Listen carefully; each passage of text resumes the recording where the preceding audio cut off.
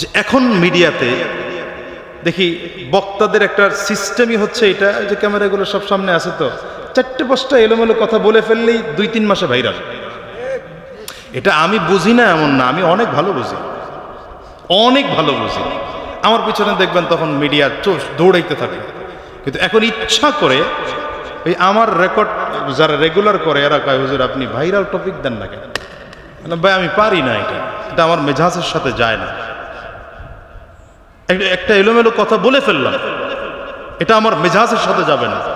আমি যদি বলেও ফেলি আমার ভয়, হয়তো এটা আমার আব্বা শুনবেন, আমাকে পরবর্তীতে শাসাবেন, নয়তো আমার উস্তাদ আমার মুরব্বীরা শুনবেন, আমাকে পরবর্তীতে তাদের সামনে জবাব দিতে হবে। আমি এটা পারবো না। এই জন্য আমি কোনো দিনও ওই পেছনেই ছুটি না। আমি আমার ধাজে বাস যতটুকু পারি, আধা ঘন্টা বললে আধা ঘন্টা কথা বলি। আমার ইলম যদি কভার করা আমি 1 ঘন্টা কথা বলি, ইলম যদি কভার করে 1.5 ঘন্টা। আমাদের দেশে অনেকের ইলম আছে, কিন্তু সেই ইলম দেখবেন স্টেজে বসলে এমন এলোমেলো কথা বের হয় যে পুরো মিডিয়া এলাকা নষ্ট হয়ে যেতেছে। কি কথা বলেন? তারাও কথা বলে, আমাদের মুফতি রেজাউল করিম আবরার সাহেবও কথা বলে। আচ্ছা, দুইজনের কথার মাত্রা কি এক না ব্যবধান আছে? কিছু ওয়াইজের জবান থেকেও ওই নায়ক নায়িকা কে কত বেশি সুন্দরী এটাও বেরোয়। কি কথা বলেন না? এই প্রতি কিছুদিন পর পরে শুনি এই ঝামেলা, ওনার এই ঝামেলা, এই ঝামেলা, কোথার 80 সন 90 সন, এসব ইতিহাস চলে আসে। এগুলোর মূল কারণ কোথায়? মূল কারণ হচ্ছে সোহবত। মূল কারণ আপনি খুঁজে দেখেন। আমি খুব মাঝে মাঝে আমি আমার গাড়িতে বসে উদাহরণ দেই যে মুফতি রেজাউল করিম আবরার সাহেবের আজ থেকে 10 বছর আগের আলোচনা আর এখনকার আলোচনায় আসমান জমিন তফাৎ। এর কারণ সোহবত। তখন কি ছিল না? অবশ্যই ছিল, কারণ তার বংশই ছিল সোহবতওয়ালা। যেই মানুষটার সোহবত থাকবে না, তার কথার মধ্যে, চলনে, বলনে, কথনে কোথাও নির্ভুল থাকবে না, ভুল হবেই, যত বড় ইলমওয়ালা হবে। কি কথা বলেন না? এই জন্য সোহবত লাগবে, বিশেষ করে ওয়াইজদের জন্য অনেক বেশি সোহবত লাগবে। আমার স্পষ্ট এখনো মনে আছে, যখন বয়ানের লাইনে প্রথম নামি, ওই যে বলছেন তো আমি মুরব্বী, আসলে বয়সে মুরব্বী। ওই যে মুফতি সাঈদ আহমদ সাহেব বলছেন না, হযরত ইবনে আব্বাস রাদিয়াল্লাহু আনহুকে জিজ্ঞাসা করেছিলেন যে আপনি বড় না নবী বড়?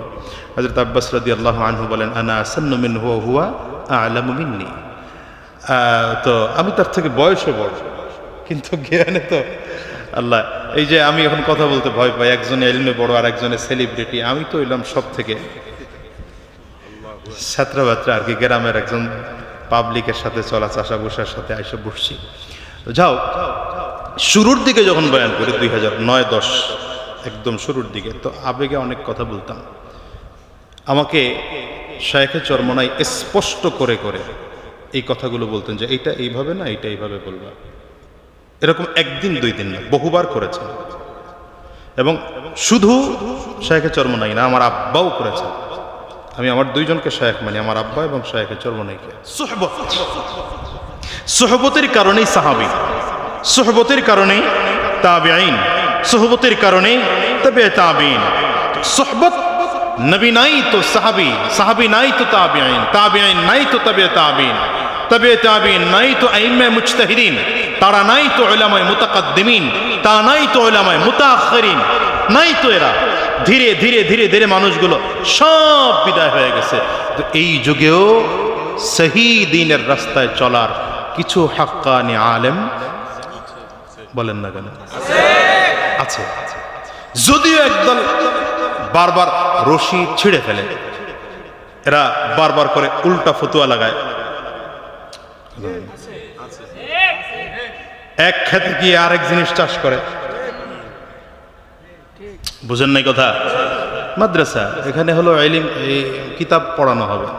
এখানে এরা যদি স্কুল কলেজ ইউনিভার্সিটির পড়াই চলবে? তো এটা বুঝতে হবে। তো আমি হুজুর মানুষ, আমার কথা ইলমি আন্দাজে হবে, আমার রাজনীতিটাও নবীজির সুন্নাহ অনুযায়ী হবে, আমার রাজনীতি সেকুলারদের মতো হবে না। না, এটা সবাই আপনারা একমত না। আমার রাজনীতি বলেন কাদের মতো হবে না? সেকুলারদের মতো হবে না। আমার রাজনীতি চাঁদাবাজদের মতো হবে না। আমার কথা বলার ধরন চাঁদাবাজদের মতো হবে না। আমার কথা বলার ধরন দুর্নীতিবাজদের মতো হবে না, আমার কথা বলার ধরন মুফতি সৈয়দ ফয়জুল করিমের মতো হতে হবে, আমার কথা বলার ধরন আল্লামা মামুনুল হকের মতো হতে হবে, আর তারা বলবেন সাহাবায়ে কেরামদের মতো। এখন তো হুজুররাও সেকুলারদের সুরে সুর মিলায় কথা বলে। এগোর আখের আঞ্জাম কি হবেন তারা জানেন, তাদের আল্লাহ জানেন, আমরা জানি না।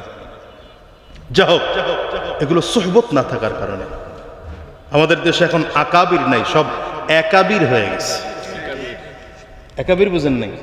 রাগ করেন নাম না, আমি কয়ালাই কিছু আমি কইতে পারি, আমার আবার টুকটাক কয়ালাই। আমি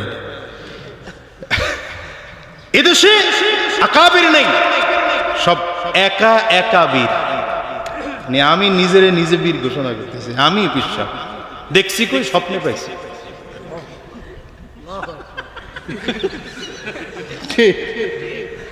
সব চলতেছে তো এটা। আপনি দেখবেন ঘটনা হচ্ছে এমন, কারো সিলসিলা নাই, উস্তাদের সাথে সম্পৃক্ততা নাই, তাজকিয়ার লাইনে মেহনত নাই। এক একজন বিশাল বড় বড় দিনের দায়ী হয়ে বসে রয়েছি, বিশাল বড় রাজনীতিবিদ হয়ে বসে রয়েছি, নিজেও গোমরা হইতেছি, জাতিকেও গোমরা হইতেছি। তো এই জন্যে এই সোহবত শিক্ষাটা দিন আসে কিন্তু সোহবতের মাধ্যমে। দুনিয়াতে আক্ষরিক জ্ঞান ওই ইন্টারনেট টিপি শেখা যায়, ফেসবুক, মাওলানা গুগল, আর এখন হয়েছে আল্লামা চ্যাটজিপিটি, আল্লামা এআই রহমতুল্লাহ আলাইহি। এইগুলাই জাতিটারে যা করছে। এটা হবে কি জানেন, কিছুদিন পরে এই যে বলছেন না আপনার সাহেব যে উলামায়ে কেরামদেরকে একসাথে উঠিয়ে নেবেন না আল্লাহ তাআলা, বরঞ্চ ইলম ধীরে ধীরে উঠে যাবে, মানুষ আলেমদের থেকে মুখ ফিরিয়ে নেবে। আপনি এটাই হতেছে এখন। আপনি ওযুর মাসআলা জানতেছেন, এখন আগে শিখতেন কোথায়? দেখছেন কথা কয়, আগে ওযু শিখতেন কোথায়? নামাজ কোথায়? দিন শিখতেন কার কাছ থেকে? তালাকের মাসআলা সবথেকে জটিল মাসআলা। আমার উস্তাদ মুফতি কামাল উদ্দিন আহমদ রাশিদি সাহেব ইফতাদার কাছে পড়েছি, ওই যে আমাদের তকি ওসমানী সাহেব হুজুরের অত্যন্ত মহাব্বতের ছাত্র, এবং তিনি দারুল উলুম করাচির মুআইনি মুফতি ছিলেন নাকি? হ্যাঁ, হযরত শুরুতে একদম শুরুর ক্লাস 3 দিন, প্রথমের 3টা ক্লাস আমাদেরকে বলেছেন, যত বড় আলেম হও, যত বড় মুফতি হও, সাবধান, কখনোই তালাকের ফতোয়া সরাসরি দিতে যাবা না, লিখিত ছাড়া দিতে যাবা না। এখন চ্যাটজিপিটির কাছ থেকে তালাক জিজ্ঞাসা করে, সে তালাকের সমাধান দিয়ে দিচ্ছে। হ্যাঁ, 50 বার তালাক দিয়ে দিচ্ছে স্যার, 50। একজন লোকই পরিষদেই, বিশেষ করে আমার চেয়ারম্যান হওয়ার কারণে এই অভিজ্ঞতাটা অনেক বেশি হইতেছে। সে তালাক দিয়া অলরেডি তার বউরে আবার ঘরে ফেরত আইনা আমার কাছে বৈধতার লাইসেন্স চাইতে আসছে। মানে সে মাসআলা তার ক্লিয়ার, আমার কাছ থেকে আমি হ্যাঁ বইলা দেব, আমি যেন জায়েজ বইলা দেয় এইটা স্বীকৃতি নিতে আমার কাছে আসছে। অর্থাৎ তার বিবিকে তালাক দিছে, সে যখন তালাক দিছে কইছে তোরেও তালাক, তোর মায়েরও তালাক, তোর বইনেরও তালাক, তোর 14 গোষ্ঠী একসাথে 3 বাইন তালাক, যত কিসিম আছে সব ক্লিয়ার। 15-20 দিন পরে মনে পড়ছে, হারে আল্লাহ, আমার 2 ছেলে তো শেষ, খাবে কি? আমার ঘরে রান্না হয় না, গেছে বউরে আনতে, বউ আবেগে পড়ে গেছে, চলে আসছে, দুইজনে সুন্দর সংসার টংসার করতেছে। 10-12 দিন পরে এলাকার লোক কয়, তুই যে তালাক দিলি বউ আনলি কেমনে? কয় তাহলে হুজুরের কাছে যাই। আসছে আমার পরিষদে, এসে বলে হুজুর বউ আইনা ফেলাইছি, তালাকও দিয়েছিলাম, এখন আমি দেখছি যে আসলে তালাক হয় না। কেন? রাগের মাথায় তালাক দিলে তালাক হয় না।